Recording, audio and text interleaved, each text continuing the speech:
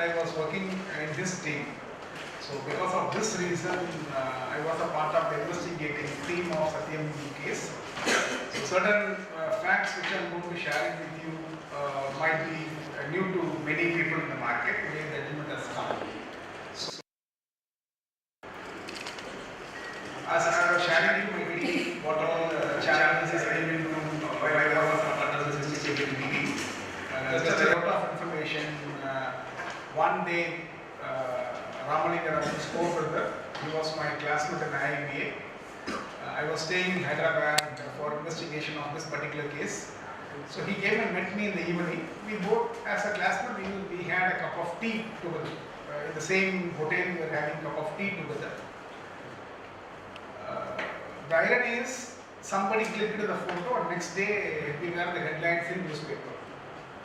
So, Satyam Computers Ramalinga Raju and investigating team had a part.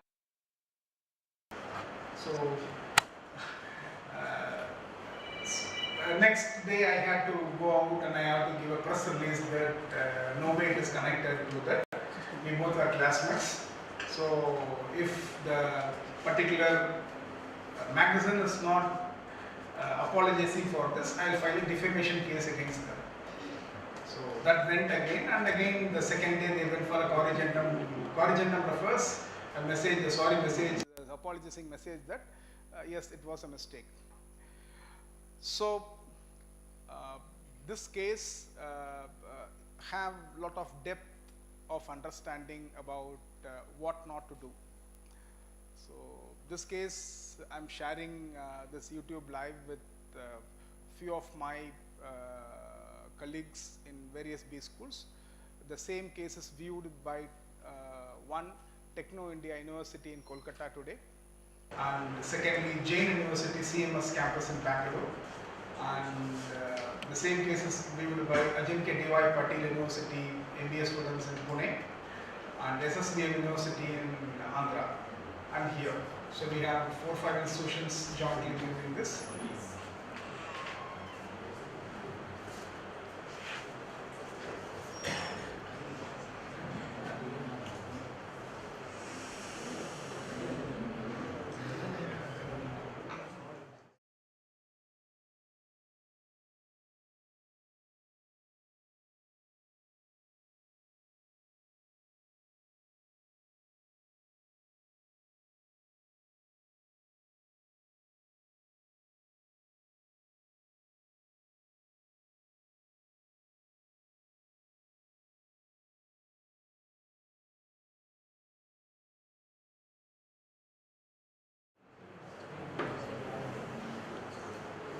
Normally I don't share any of my PPTs, but this PPT is so special, I cannot share any of this information to you because it is not publicly furnished because certain facts or with the investigating team still now.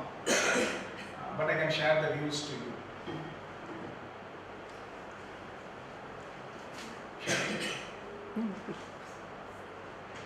A very good morning to you all. Welcome. Let us learn the financial statements fraud. The Satyam case, Fiasco.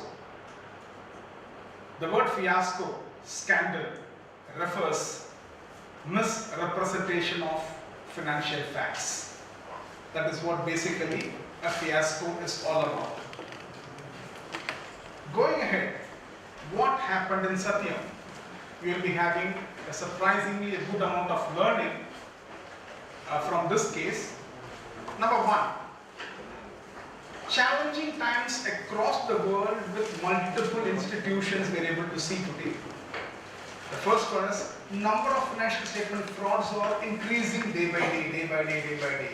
Though we have forensic accounting, though we have stringent norms, in India like country we have even introduced NFRA. NFRA is in place in India. I do not know how many of you know about NFRA's role. NFRA is National Financial Regulatory Authority.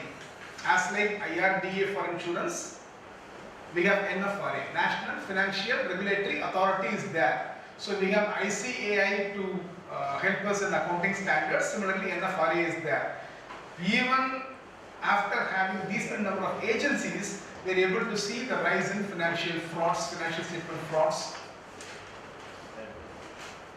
Frauds against the organization are increasing a lot, minded. It is not organizations are doing fraud. Frauds against the organization. People who work in the organization, they are the cause behind every fraud. It is not the organization. Organization never does any mistake, but the people who work in the organization is the root cause for many. Let it be a growth or degrowth for both the solid listeners, the people who work in the organization. Some recent fraud, even yesterday we had an opportunity to learn about Wells Fargo like case, or you might have seen about other cases like Harshad Mehta case. Everywhere you'll be able to see multiple individuals colliding together to make a massive financial fraud that we're able to see it. Many investors lose confidence because of this kind of fraud. Whenever fraud happens, whenever scam happens, it is a quite challenging time for the investors because their money is at the stake. They lose money. How do they lose money? The prices in the market will get plummeted and thereby the investors will lose money. When they lose money, investors start losing confidence in the market. That is a normal phenomenon. More interest in fraud than ever before. I'll tell you how it is, why it is. Even today it is being telecasted in a lot of places. The reason is ethics, governance and forensic accounting like courses have become very popular among B-school offering courses everywhere. Why it is? Because of these kind of reasons. Fraudulent business practices everywhere. That is one of the reasons. I'm going to just share my view on fraud is a very costly proposition for all of us. How does it impact the company and the individual? Just look at this particular example. On the screen you can see that particular example, what you want to see. Fraud losses reduce net income dollar for dollar, rupee for rupee. It is not a great deal to understand, very simple. If profit margin is 10% of a company, let us assume that. Revenue must increase by 10 times. If I want to earn 10% as a profit margin, you may imagine I have to increase my revenue by 10 times. For 10% I have to increase 10 times. Only if I do a 1,000 crore sale, I will be able to take 10% profit of 100 crore. If I want to see that, it is 10 times of it. So, recover the net income, the loss is going to be that much. Classical example, losses are 1 million, but the revenue should be 1 billion. That is what? That is what I'm talking about the velocity of a fraud and loss. Another example, frauds robs income. Frauds rob income. How it is? You can see the classical example there, how it is being made. Self-explanatory slide there. To restore a $10 income, I need to do a $100 revenue. If you want to earn $10 profit or 10 rupee profit, I need to do 100 rupee sale. Hardly 10% is my profit. So I'm going to share a couple of examples with you. Many of you should be popularly knowing about these kind of frauds in the market. You can very well see, with all caution I'm saying it is not Ford, fraud motors to me. Go and see why I'm saying this. Same logo for Ford Motors, but I'm using it fraud. Why? Because you can go and check with them. A $436 million fraud happened in General Motors, and thereby the profit margin, and thereby you can see 4.36 billion revenue is required to cover this 436 million fraud. Hardly it is 10% of 4.36 billion, but how much I need to put in effort? 10 times of that. So how it is being calculated, you can see $20,000 per car if Ford is being selling. They need to sell 218,000 units to recover this income. That is the vicinity of the issue, that is the depth of this issue. Similarly, let us take a bank. 100 million fraud, profit margin is 10%. You need 1 billion revenue to match that 10%. After all, companies are misrepresenting the numbers and indulging in fraudulent activities just to make money. Because of mistakes did by the individuals, it is going to cost the company severely. In this case, stock value has crashed like anything. $7 million fraud happened. It is going to be a challenge for the company. Why? $2 billion drop in the stock value in the market. You might have seen recently the case of Paytm. We are able to see that share price change. Or you might have seen the Adani Group shares plummeting in the market for the recent news by Hindenburg. So you will be able to see the impact. Whatever news, negative news comes to us, the impact is seen in the market to a larger extent. So what types of fraud normally people used to do?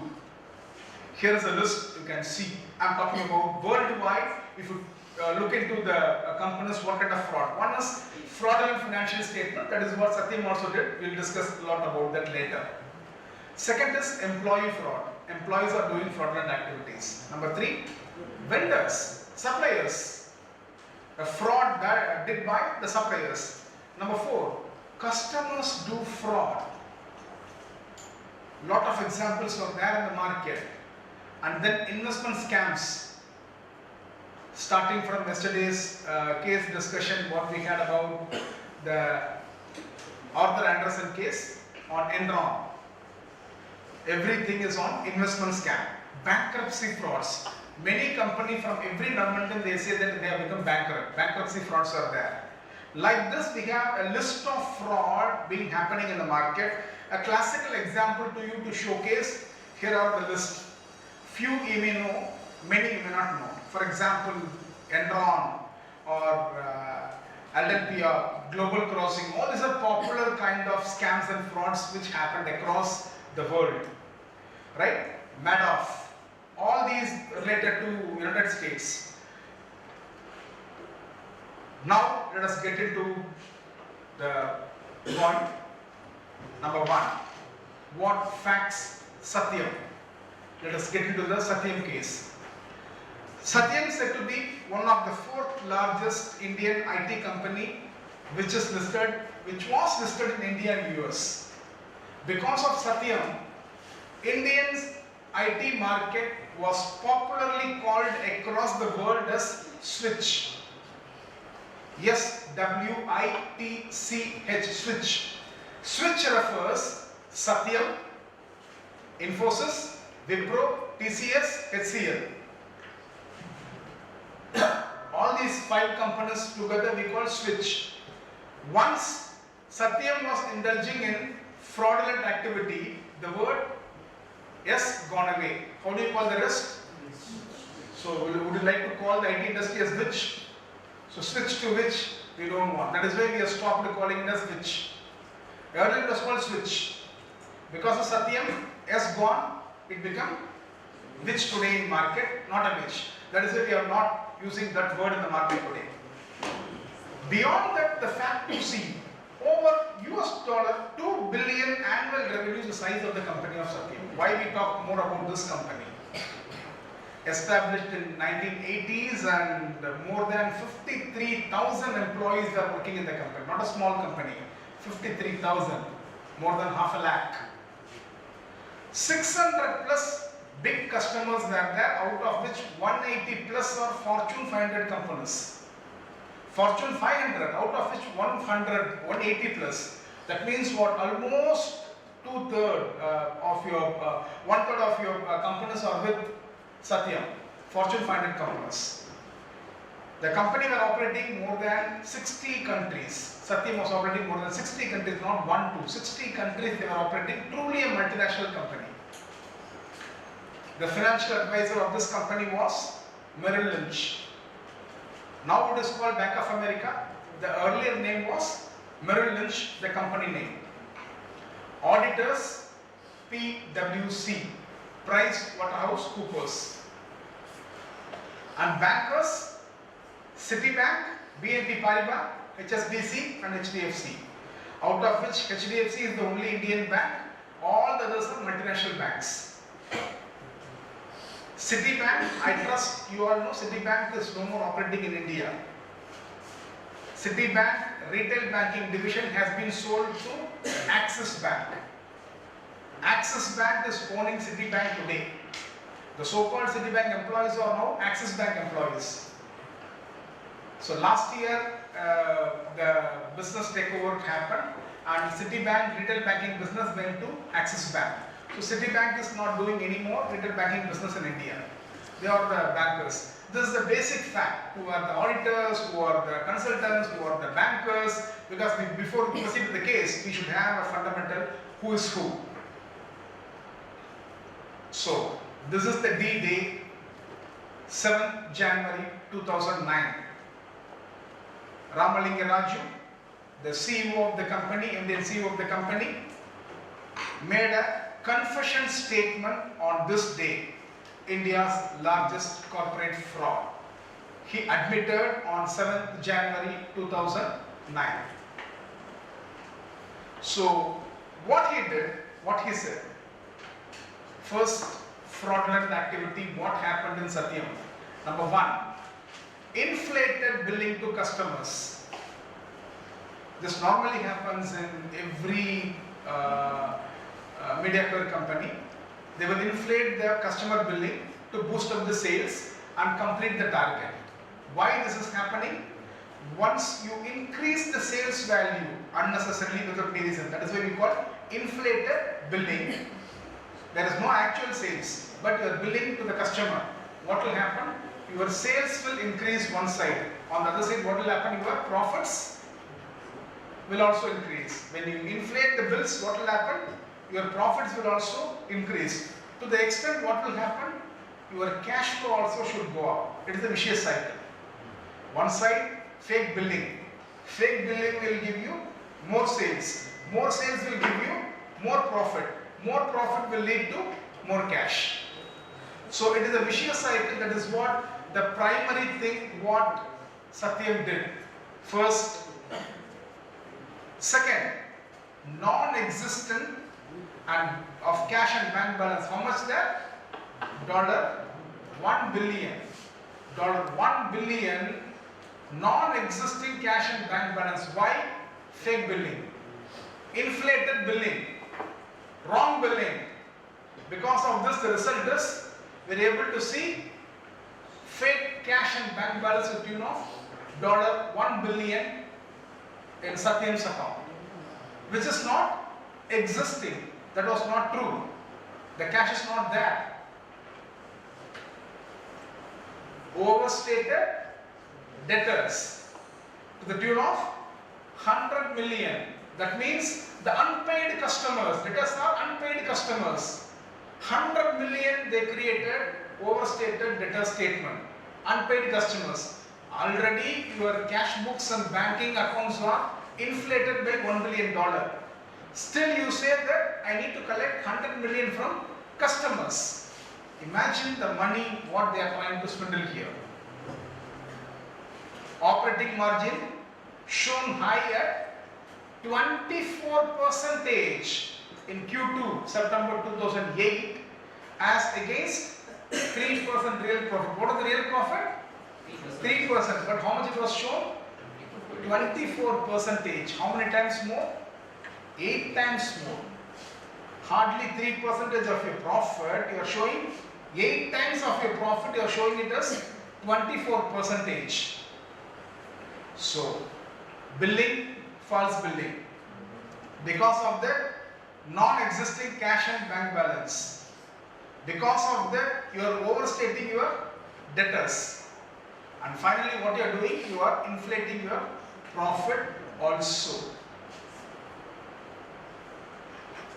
Such manipulation has been done in earlier years, almost for the past 6 years. They are done for the last 6 years to the tune of 1.2 billion amount of transaction. The value of bill is 1.2 billion.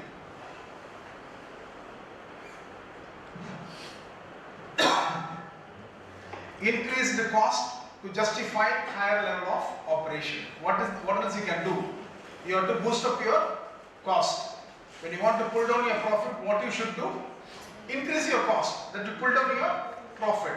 So increase the cost to justify higher level of operation. Just inflate your cost. As like one side you are inflating your billing, other side you can inflate your cost. Here is where he miserably failed. Attempt to merge son's company. What is the company name? Metas. With a huge land bank. His son's company, Metas, is a real estate company. It is a real estate company. Satyam is IT company. There is no connect between buying a real estate company by IT company. An IT company buying another IT company is understandable. But an IT company buying a real estate company is unwanted. Irrelevant diversification, number one, to understand. Number two, what is happening here in this irrelevant diversification? He bought his son's company, Metas, as if he want to wipe off his cash balance, because $1 billion of cash and bank balance are available as per the inflated balance sheet. He want to wipe off the cash and bank balance. So what he did, he simply did this thing. He want to buy the son's company called Metas. When you want to buy Metas, look at the word Metas, reverse the word, you will get Satyam. M-A-Y-T-A-S, S-A-T-Y-A-M, Satyam. Are you able to see that? Satyam Metas. So that is the kind of transaction what they were entering into. So now, no other go for him. The independent directors started questioning him about these kind of purchases. So there came the challenge. So Satyam Raju started confessing. So recession drained the liquidity to run the show. Recession was there. We all know 2008-9, that was severe recession because of slowdown in US economy. Everywhere in the world we are able to see the recessionary fever. You can go and check the data. 2007, 8, 9, 10, all these 4 years were recessionary period across the world. Recession started to drain the liquidity. Outstandings were piling up because already he has shown $100 million as debtors. Outstandings had to pile up, which has to come from customers. Outstandings had to pile up, which they have to pay to outsiders. Both started piling up.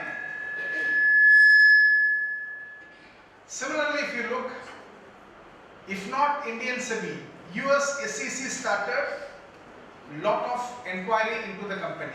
SEC is Securities Exchange Commission of US. They started taking action against the company now. Unmanageable gap for Ramalinga Raju's Satyam company to bridge between the actual profit and book profit. Huge gap was formed. Because actual profit, as we have seen earlier, is 33%, but he was looking at 24%. So when huge profit gaps were there, unmanageable gap, then he came out on 7th January 2009 at the end of third quarter. 31st December 2008 was the end of third quarter. After a week time, on 7th January 2009, Ramalinga Raju released his confession statement. Every attempt made to eliminate the gap failed. As the promoters held a small percentage of equity, the concern was that poor performance would result in a takeover, thereby exposing the gap. Here is where the important line he has quoted. It was like riding a tiger, not knowing how to get off without being eaten. If you are riding on a tiger, as long as tiger does not know that is a human being, we can easily eat, it does not bother about it. When you get off, definitely tiger knows who are you. So that is what the very powerful statement. It was like riding a tiger. This confession came. What happened next? That is the point is what happened next. Consequences of the confession. Before we go into this, let us address on many other things which need to be discussed. Number one, investors lost confidence. Number two, employees lost their job. And internally, big chaos and disturbance happened in the company. Stakeholders started asking a lot of questions, and independent directors started asking questions. Because of multiple things happening in the company, here it started. Investors, all the key stakeholders started getting panicking. Panicked and stocks started plummeting. As many know, a class action suits were filed in USA. Class action suit refers investors are allowed to file a case against the company. Class action suit refers investors can file a case against the company. That is what class action suit is all about. Number two, the employees stranded in many ways, morally, financially, legally and socially. Why? Many IT employees even today are married to EMIs. Based on the salary income, they are married to EMIs than any other thing. Financial commitments are so high. So because of this particular challenge, employees were stranded. Customers are worried on project continuity, confidentiality, cost overrun. All these things happen because customers are expecting project to be delivered on time.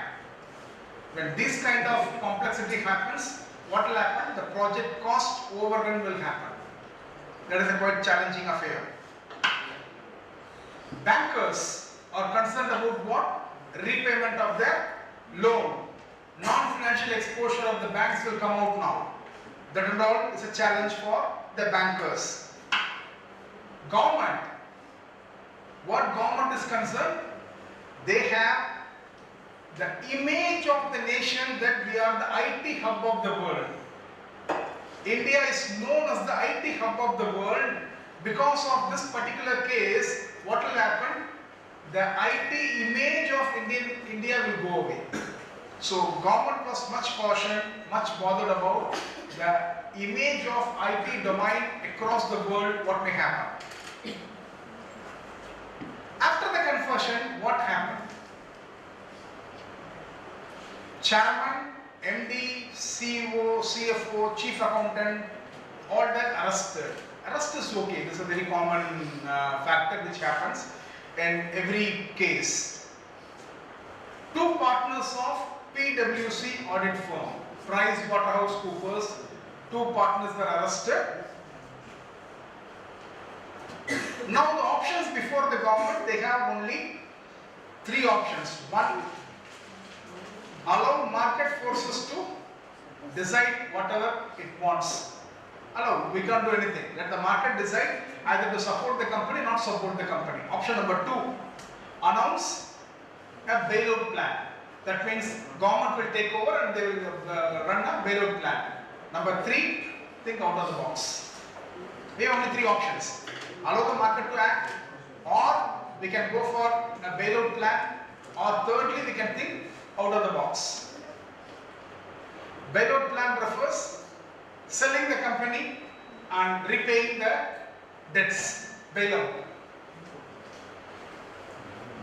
What government did? Government dissolved the existing board of Satyam and they appointed 6 experts to the board. That is the first thing government did. They did out of box. It is not bailing out, they did out of box. Instead of selling it or doing anything else, instead of first two options, they went for the third option, out of the box. We can think something else, we can do it because it is about the IT image of India. It is not really what, it is the IT image of India. So gave the board complete freedom. That is the biggest response what Government of India did. Complete freedom was given. No intervention by any of the government officials or anybody else. So complete freedom was given to the new board. So, what kind of plan of action we would like to prioritize in this case? What we can do? The first and foremost challenge for the board, new board, for us it was restore the cash flow, because they're draining out of cash. We never had cash. Books were showing profit, but really we don't have cash to run the company. So the first choice of the board was restoring the cash, because then only we will be able to ensure the financial security of the firm. So restoring the cash. Second, retaining the customers, because 180 plus Fortune 500 companies are the clients of this company. So the second top priority was customer retention for us. They should not go away, because it carries the IT image of India. The IT image of India. And thirdly, motivating employees to stay with us. Employees are the internal customers, so we need to do the internal motivation. Look at the points, 3 points are the priority. One is cash flow, lifeline for the company. Number 2, customer retention, external customers. Number 3, internal customers, employee motivation. These 3 were the top priority for the board to reinstigate. So steps what we did. Step number 1, we went for legal advisors. We appointed in India a strong team, and US also we appointed a strong team, because US we need to appoint a team. We have to defend ourselves. Though there was a problem, India need to defend and try to see what the best they can manage in this situation. Internal audit entrusted to an external firm. Normally internal audit will be conducted by internal people. But in this case what we did, to assure the quality, to assure the fairness, even the internal audit be given to the outsiders. Because people will start believing, yes, not done by the internal people, it is done by the external people. So steps taken to strengthen the fairness. Management consultants and board advisors appointed, because those people who have been appointed in the board all are not experts about the company's business. So we appointed separate board advisors to help them in the kind of IT business. And you can see a forensic investigation was initiated now. It is not just a fraud. As it is a financial fraud, we need to go for forensic accounting investigation. That was initiated now. Now, when we go for all these things, we need to know what about the strength, weakness and opportunity of Satyam. What is there? Definitely the strength is world-class infrastructure. No doubt in that. If you might have seen the Satyam Group's office, classical infrastructure they have in Hyderabad, and 1 or 2 offices in Mumbai and Bangalore. Leadership and talent pool, they had wonderful leadership and talent pool, excepting the so-called the top layer of 2-3 people who did indulge in this activity. Others, they had a very good talent pool with them. Premium customers, 180 plus or Fortune 500 customers. They had very good customer base. That is the strength of them. Beyond that, very low debt. As an IT company, they are not gone for a big borrowing. Very low debt they had. These are all the strength. Weakness, no doubt in that, tainted image, damaged image for the IT company, no doubt in that. Then, class action suit by the investors in US. Investors have gone for a case against the company. That is a big challenge. Next to that, silos in management structure.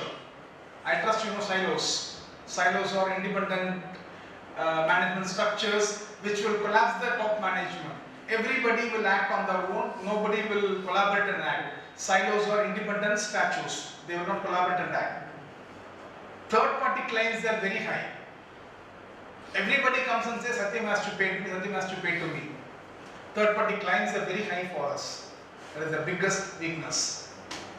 And the threat for us, investigating, as I was quoting the example of mine, investigating agencies, not only the official investigating agencies, there were multiple journals, magazines, newspapers are investigating into it. That was a huge threat. Everywhere they were talking about their own facts and figures. Media. I just told an example to you. Media was a big threat. Revenue department started charging against the company. After suddenly they woke up and started charging against the company. And the solvency certificate, audited statements, everything became a very big threat for us because everything seems to be in fluid state. We are unable to consolidate anything. And the biggest opportunity what we had in the hand, yes, we can do something, is pledging the asset to raise funds from banks. That we can do that because the assets were very huge for them. Persuade clients to pay up. A lot of clients have not paid because they had piled up some debtors. There are some overstated, but we pressurize the clients to pay up first and create a charge on receivables. In accounting term, if you understand that, you will understand it. Create a charge on receivables if you are not paying on time. All these things we did. For about 15 weeks, there was no board or owner in control. Only the board which was managing it was doing it. Almost for 1 quarter, 3 months. More than 3 months, there was nothing or no one to control the company. So what to do for the company?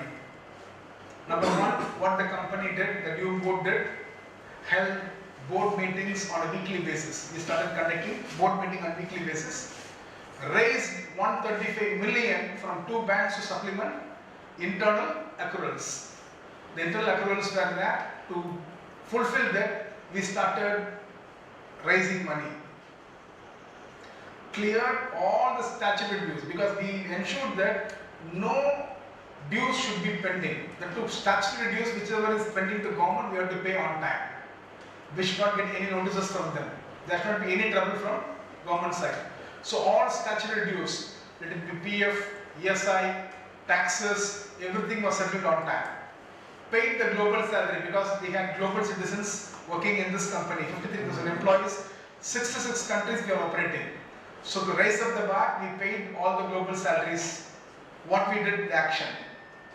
Kept meeting and talking and reaching out employees and customers very regularly. Because the only way to reach out the solution is we have to keep on talking to customers and employees. When there is a problem, it is a learning for you all. Never shy away. Please talk to the directly affected parties. If you start shying away, it will aggravate the problem. Instead, call them, talk to them. Let it be employee or customer or anyone. Call them and talk to them. That will be very ideal. So never ever do this. This is a learning for you. Whenever there is a problem, please open up discussion. Please open up an open talk. Otherwise things will not improve. That is a lesson for everyone. Video clippings, teleconference, personal meetings, multiple things we did to boost up the morale of the team and the entire stakeholders to upkeep their relationship with us. You can see the level of involvement we had there. So we had 2 critical options now, how to run the company further. We cannot keep on continuing in the same direction, right? Because this is only a stopgap arrangement, an ad hoc arrangement. So we cannot continue in the same direction. So what we did, continue to run the business, clean up and restate accounts, re-audit, enable valuation, do the due diligence. Due diligence refers inspection of all the documents and records and offer for takeover.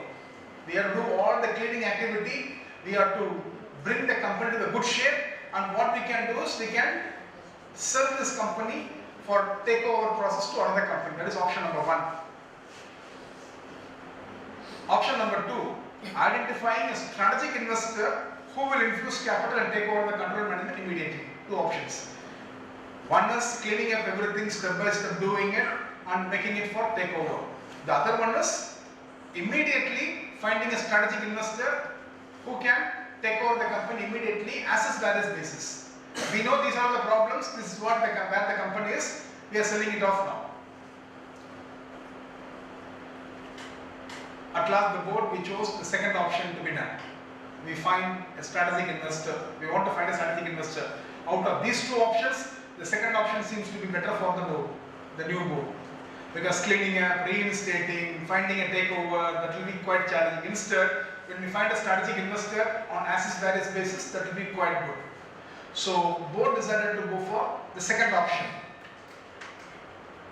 Investment bankers are appointed as like any IPO issue. In the initial public offering, we will appoint investment bankers, the lead managers, we appointed investment bankers, and we set for bidding process. As like IPO book building, we set the bidding process into this case.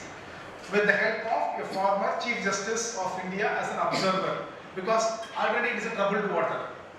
We don't want to get into more trouble, so we appointed a former Chief Justice to be an observer, because at least that ensures, yes, things are happening as per the judicial standards, to ensure that we did this.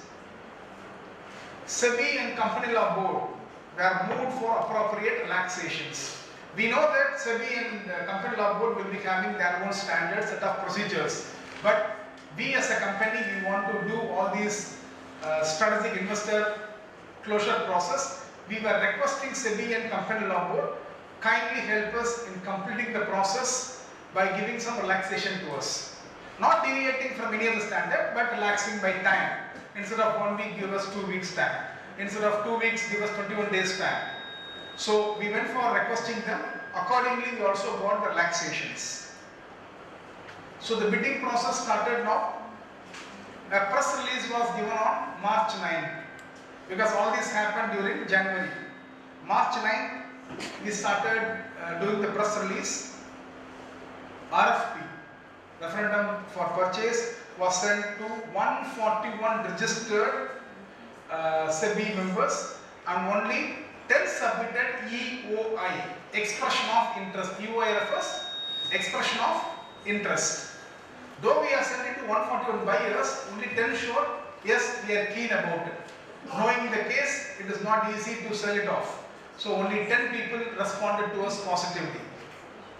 Out of 10, only 7 met the criteria as per the documentation what we wanted. Out of 10, only 7 met the criteria. Only 5 submitted the documents, but 2 later withdrawn. We are unable to proceed further. We are not interested. Look at 141 to 10, 10 to 7, 7 to 5. So we are step by step proceeding to find a strategic investor. After 2 backed up, we had only 3 in race now. Out of 5 who submitted document, 2 were backing up, and we had only 3 players in market who are ready to buy this company strategically. They were W.L. Ross, a multinational company, L&T, and Tech Mahindra. Competed to buy Satyam. These 3 companies were in the final race. Who will take over Satyam now? Is it W.L. Ross, or will it go to L&T? L&T had an Infotech division, L&T Infotech we have, or should it go to Tech Mahindra? So we had a thorough discussion on these 3 players. Information had to be given to bidders to facilitate the quote prices and preferential allotment. We have done that, and now we started selecting the strategic investor. So virtual and physical data room created and access was provided for the strategic investors. They can come and visit the place, they can do the inspection, they can do due diligence, whatever they wanted. So we have created this particular process. Site inspection for 2 main campuses in Hyderabad and Bangalore has been arranged. The 3 parties went and inspected, they made the arrangement. So management presentation from Satyam we did.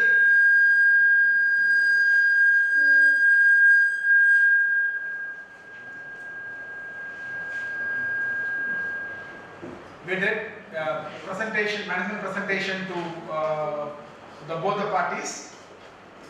Conference call shots were being made to all the 3 players to clarify on legal matters, what is pending, what is not pending, what to be prioritized, what not to be prioritized. We gave a lot of clarification.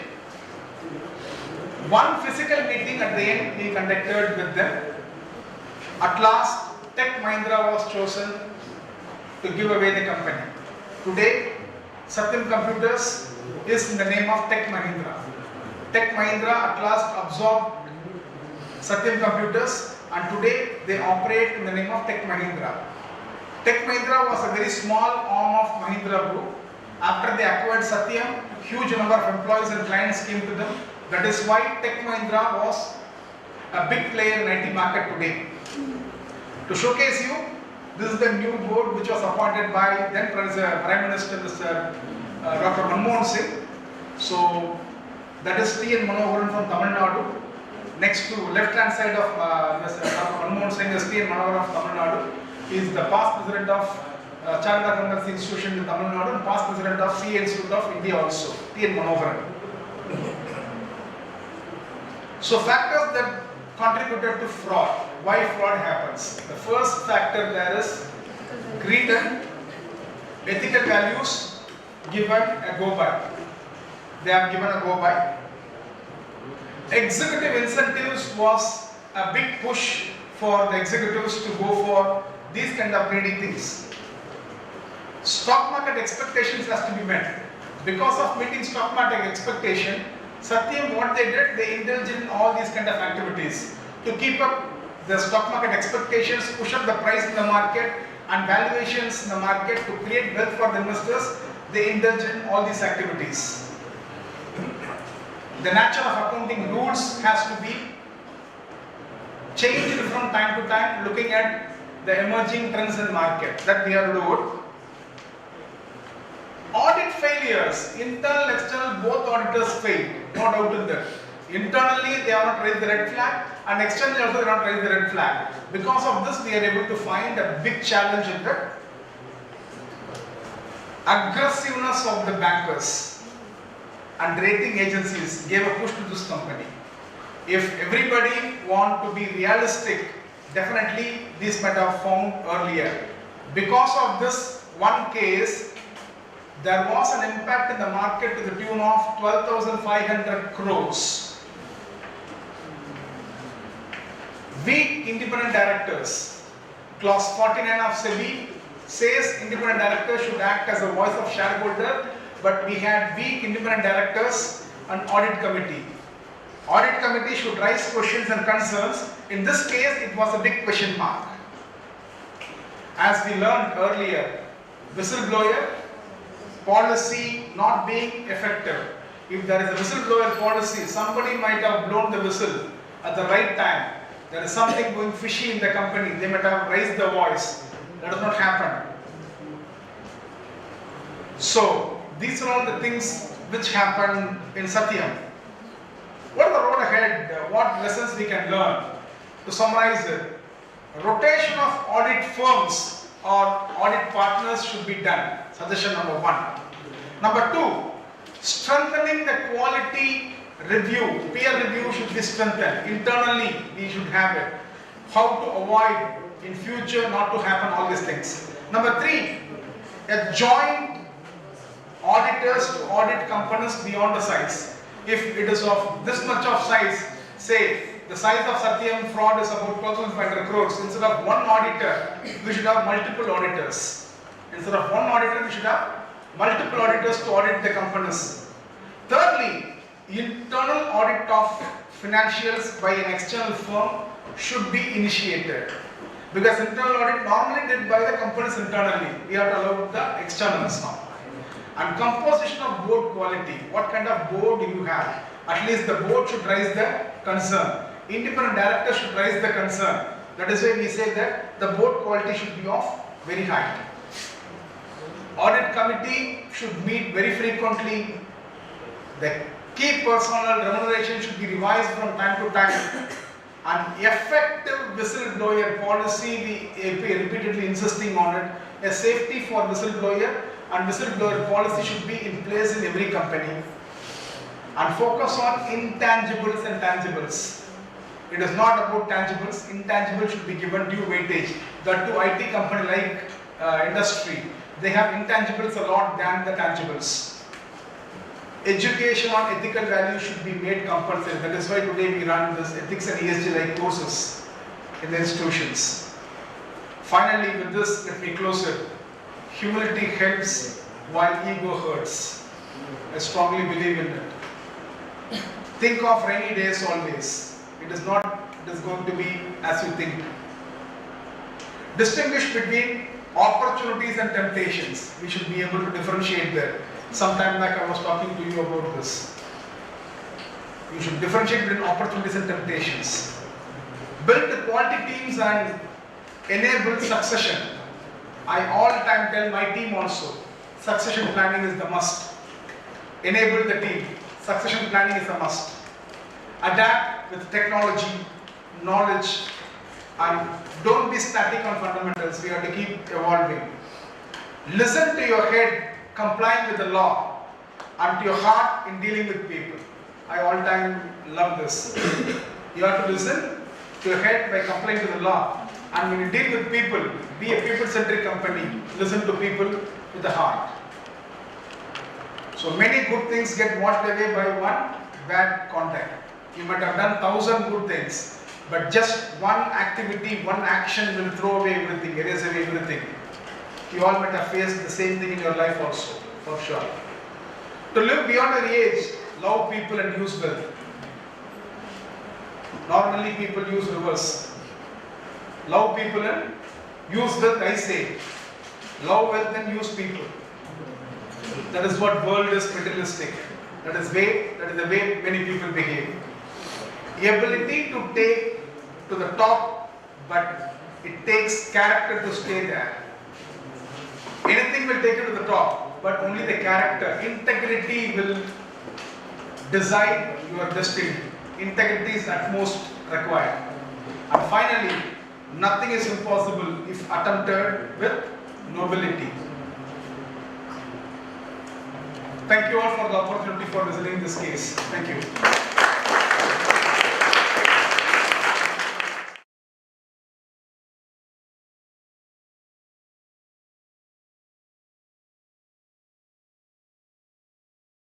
RL Institute of Management Studies, TVR Nagar, Aruppukkottai Road, Madurai 625022.